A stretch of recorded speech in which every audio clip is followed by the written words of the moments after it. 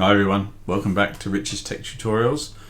Today we're going to continue on with the Now Assist skill kit work that we've been doing, but what we're going to be doing today is we're going to take a slightly different tack. We're going to actually look at how we can leverage our own LLM, and in my case I'm going to be using Ollama, but how we can configure the ServiceNow Generative AI Controller to leverage our own LLM.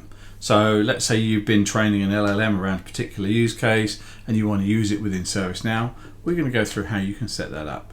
Now in this case I'm going to be using a generic LLM, but I'm going to be using one on my own infrastructure.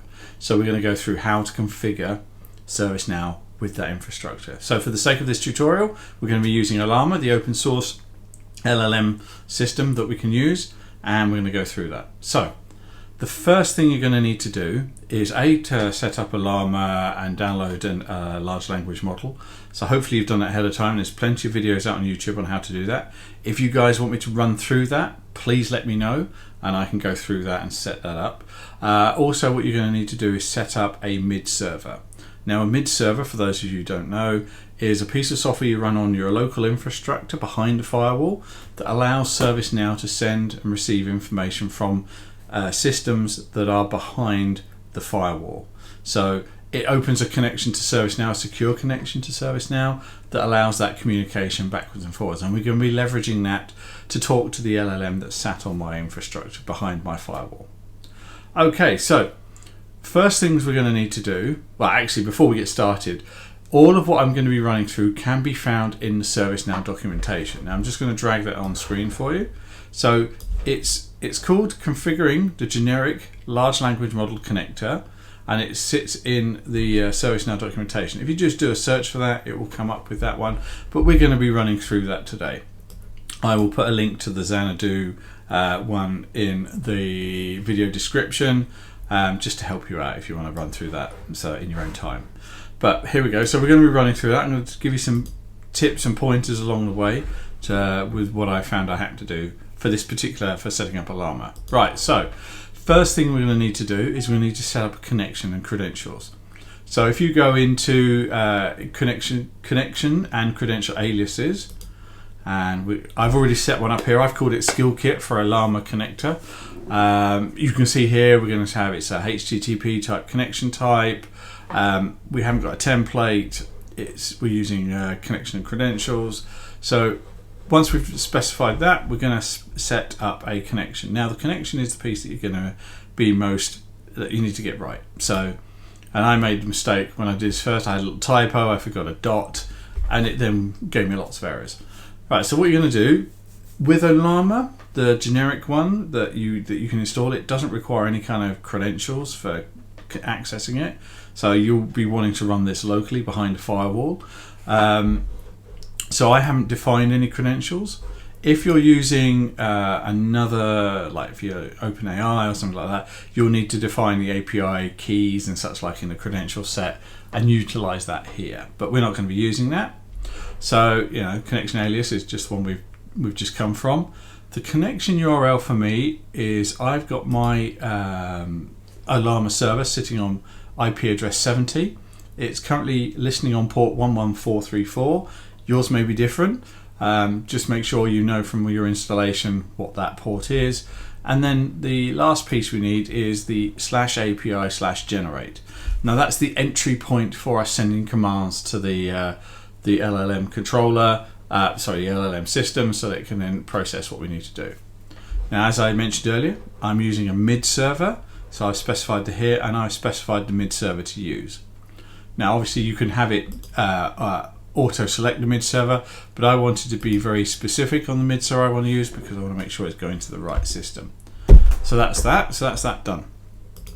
Once you've done that, that's all great. Now that's all configured. Now we're going to be running through the rest of the tutorial based off of the instructions that are in the documentation, and I'll point out some differences as we go. So there's a lot of typing involved. So what we're going to do first is we need to go to you can see sys generative _AI model config list. So that's in the instructions, so you can just type that in, hit enter. Now you see I've got quite a lot in here already, so a lot of these have already been pre-done. What I did do was to configure this list layout and add the created date at the end. Now the reason I've done that was just so that I could then sort this so I could easily find mine. Now I've got two defined. We're going to be using this Ollama 3.1. So if we come into here, so you'll click new and then you'll go through and specify the model. Now the model needs to be, so with the Ollama AI, you need to download a model and the name of that model. Now on mine it'll be Llama 3.1 latest, but you don't need to put the latest bit in, so it's just the name of the model you want to use. And we need that because later on that gets passed into the JSON that we're going to pass to the server to specify which large language model to use. So if you can imagine, if you've got several different LLMs running on this one server, you'll need to set up a number of these connection credentials, if you will, for those different models. Okay, so the rest of it I've left the same. So the provider is our custom LLM. If it doesn't, it should show you that by default, but if not, just go and find custom LLM. And the connections that we're going to use is that connection that we were just defining earlier. Now, if your LLM supports more than just English, you can specify the languages here. Now, it's important if you're using for multi-languages and you want it to be able to support multiple languages. I've just left it as English. Now you can specify the tokens. I've left mine as default. That seems to be working fine. But if you need it to be able to have more tokens, like you're doing larger, excuse me, you're doing larger requests that take longer, then you can up the number of tokens that the system can use. So it's just making sure you're not overly utilizing the tokens, right? So that's the first step. So we've done that. We've gone through, submitted that. Next we're going to go to, and we need to, the next step is to go to sys_generate, I always put that, generative, IVE, _AI _config.list. Right, so we're now in the generative AI config that we defined earlier as a sys_generative AI config.list. As you can see here, I've added the created column to the end so I can find it. Now, I've done this already, but what we're going to do is we're going to do a new one so I can just run you through it. So, first of all, pretty much most of this you're going to leave the same. Okay, I've got my skill kit test application defined, so let's just go back. Let's just put this back to global. Yeah, there we go. Let's do global, so new. So you can see it's saying global at the top now. We're going to leave pretty much all of this the same. One thing we are going to need to do is define the one system. We're going to look up for summarize, and you'll see custom LLM. So summarize custom LLM, pick that. And now we've got a list of the models that we've defined in our previous step. Now, we ran through defining Llama 3.1. Well, we can pick either one. So I'm going to use Llama 3.1. And then we're going to hit save. I think I'm just double checking there's nothing else I need to do here. No, that's fine. So let's just save that. Now, so we've saved that. Now we get this prompt template. Now the system suggests to put in let's just copy that, save me having to type it. Now, one thing I would say is I'm going to change this to be a little bit more non-US English, but it really doesn't matter. The LLM will understand it either way. So we've got here, summarize the following for me in a friendly and helpful tone, text or summarize. So what will happen is when you run the skill, it will put the text, what you define as your prompt, into here. So if you want a little bit more description around the prompt that you're going to pass, you can specify that here. But I've just stuck with what the instructions tell us to do, and that seems to work fine. So there we go. So we can update that. And that's now defined. It's for Llama 3.1. Right. So the last step that we need to do is, it sounds really complicated, but it isn't really. It's the transformer. So what we're going to do is the next step, once we've gone through all of that, we're going to go to sys_generative AI custom LLM transformer list. Again, this is all in the instructions. Yeah, so we'll do that. There we go. Now I've got 2 defined already. And I'm just going to show you the ones that I've defined. So for the Ollama 3.1, you'll get some example ones. And what I've done, I've just modified the example one. Now, for Ollama is expecting, and if you go to the Ollama docs, you'll see there's lots of other things you can pass. But the minimum we need to pass through is the model we're going to use, the prompt.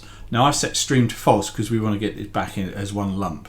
So I've set stream to false. I haven't tried it with stream true yet, but we just set it as stream false. You'll see this is all the default, and all I've done is I've modified the body to have the model. Now that was the name that we've defined in the model definition in the previous step. The prompt, which is obviously what we're going to pass through in false, I've put that as the body. We don't need any additional headers. There may be some, but if you go and read the documentation, I didn't need any additional headers. So that's what's transforming the data set that we have and passing it through to Ollama. Now obviously Ollama is going to come back with a response. Now that response we need to extract. So this is the function that's then going to deal with that response. So as you can see here, the request data, the prompt, yep, fine. And it's going to bring us back the response body. Now it's expecting an array of things to come back, but we only get one item come back. So it's literally going to be the response body.response. Now if you're not sure, in the instructions for Ollama they show you how to use curl and other things to go and define that, to find out what that structure is. But for Ollama we're just going to pass back the response from the response body. And that's it. And you'll update that, specify that as done. So we can update that. I've also done another one for Ollama 3.2, but this is fine for the particular model we're going to be using. And that's it from the setting up. Now what we're going to do is we're going to show you it actually running.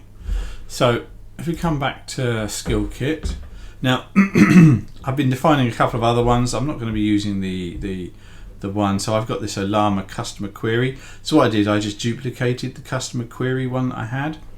I haven't defined it as a button or a script or anything yet. I've not gone through that, so I was just testing. So this was the generic prompt that we had as part of the using the now LLM generic. But what I did now was I added in a custom LLM and the prompt.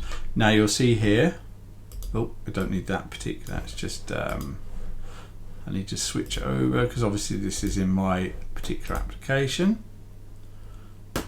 Let's just get rid of this. Let's just update the prompt. Yes, we'll update the prompt. You remember this from the other steps we've done. I accidentally pasted in something at the beginning, so let's just get rid of that. So you remember this one from before. You are a helpful ServiceNow assistant. Your name is Ben. You want to be helpful. We've got the client query being passed. We want it to classify whether this is information or a complaint, and I want it to be returned in a well-formed JSON information. Yeah, you can read it.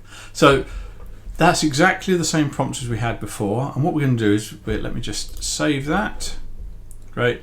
And now we're going to run the test. Now this test is going to use, because I've specified the custom LLM as my default, it will now run against my prompt. So if I run the test, it'll take it a moment. And what I'll do is in a minute, I'll bring up my my system so you can see it actually running.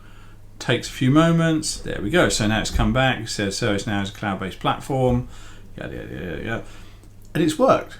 Now it's actually passed that over to my system and run that on my particular system. So if I've built a very specific generative AI model that I want to use, that's how it's gone and done that. Now, for those of you who want to know, how did I specify which prompt to use? Now, if we go to the actual skill settings, and you'll see the providers here. If I just go providers, general information, the provider API, you can specify them default here. So if I wanted to make the generic one default, I can do. If I want to make the custom one default, I can do. So what I can be doing here is I can have a number of these different providers defined, and I can just then decide which one I want to use. So I'm going to be using my custom one, And if we come back here, you'll see it's set to that. And if I go, let's do that again. If I specify as the generic one, let's just hit save on that. If I come back, you'll now see this one is, the generic one is now the default. So just make sure when you're defining this, especially if you're using a copy of a skill you defined before, make sure you specify the right provider. That's all. And you go through the same processes you did before about setting up the deployment. You know, we can make this one a creator one again. It can be under the same feature.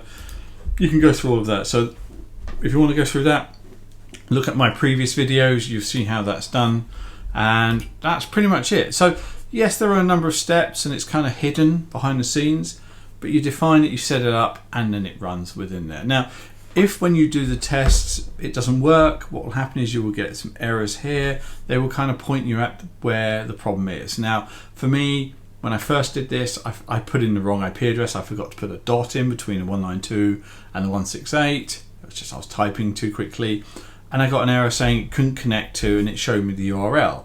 Now, obviously, I could then see from that that was wrong, so I went back to the connection information, adjusted that, and then it ran fine.